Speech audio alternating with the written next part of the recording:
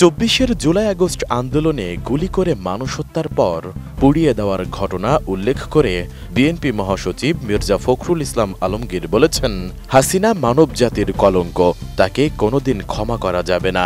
হাসিনা মায়েদের একটা কলঙ্ক, আমাদের প্রথম কাজ হবে এদের বিচার করা। ২০ জুলাই রাজধানীর শেরেবাংলা নগরীর শহীদ প্রেসিডেন্ট জিয়াউর রহমানের মাজার প্রাঙ্গণে গণ অভ্যুত্থান ২০২৪ জাতীয় ঐক্য ও গণতান্ত্রিক অভিযাত্রা সবুজ পল্লবে স্মৃতি অম্লান কার্যক্রমে তিনি এসব কথা বলেন। কর্মসূচিটির আয়োজন করে জাতীয়তাবাদী কৃষক দল ও আমরা বিএনপি পরিবার। অনুষ্ঠানে জুলাই আন্দোলনে এক শহীদের মায়ের আহাজারির কথা তুলে ধরে মির্জা ফখরুল ইসলাম বলেন, গত বছর জুলাই আন্দোলনে অন্যদের মতো একটি ছেলেকে গুলি করে মেরেছে শেখ হাসিনার প্রশাসন। বেঁচে আছে নাকি মারা গেছে সেটা না দেখেই তারা আরও কয়েকটি লাশ ভ্যানে উঠিয়ে আগুন দিয়ে পুড়িয়ে দেয়।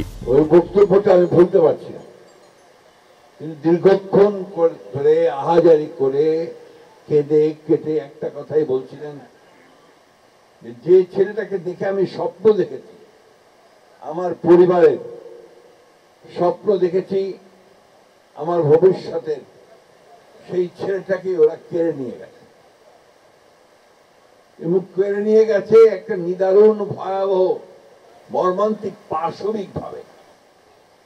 তাকে গুলি করে মেরেছে, পড়ে গেছে, এরপর একটা ভ্যানের মধ্যে উঠিয়েছে। বেঁচে আছে না মরে গেছে সেটাও না দেখে আরো ৬-৭টা লাশের সঙ্গে তাকে পড়িয়ে দিয়েছে। বসুন্ধরা টিস্যু, অশুদ্ধতার বিরুদ্ধে এক বিন্দুও ছাড় নয়। এমন নিষ্ঠুর ও অমানবিকতার জন্য শেখ হাসিনাকে কখনো ক্ষমা করা যাবে না উল্লেখ করে মির্জা ফখরুল বলেন, বিএনপির দ্বিতীয় কাজ হবে শহীদ পরিবারদের পুনর্বাসন করা, যারা আহত হয়েছে তাদের উন্নত চিকিৎসা দিয়ে পুনর্বাসন করা।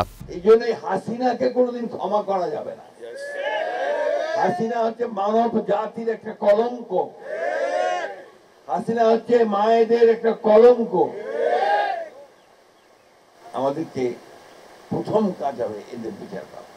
দ্বিতীয় কাজ হচ্ছে এই যে পরিবারগুলো, ওই যে মা যে তার ছেলেকে দেখে স্বপ্ন দেখেছিল যে তার দুঃখ দূর হবে, সেই পরিবারগুলোর পুনর্বাসনের ব্যবস্থা করা।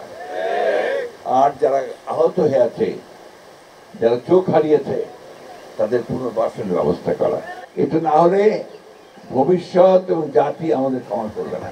বিএনপির মহাসচিব জানান, নির্বাচন হবেই, নির্বাচনে কে দায়িত্ব পাবে বা না পাবে সেটা পরের কথা। এ সময় তিনি আরও জানান, জুলাই আন্দোলনে আহত ও শহীদদের পরিবারের জন্য তহবিল গঠন করবে বিএনপি। আমরা দলের পক্ষ থেকে একটা ফান্ড রেজ করব, সেই ফান্ডে আমরা এই সমস্ত পরিবারগুলোকে আমাদের পক্ষে যতটুকু সম্ভব আমরা সহযোগিতা করব। ইতিমধ্যে আমাদের ভারপ্রাপ্ত চেয়ারম্যান সাহেব এই যে আমরা বিএনপি পরিবার তাদের মাধ্যমে কিন্তু তিনি এই কাজটি করছেন। অনুষ্ঠান শেষে জিয়া উদ্যানে জুলাই শহীদদের নামে প্রায় ১০০ গাছ লাগানো হয়। প্রতিটি গাছে শহীদদের নাম ফলক ঝুলিয়ে দেওয়া হয়। S I Raj, ATN news, Dhaka.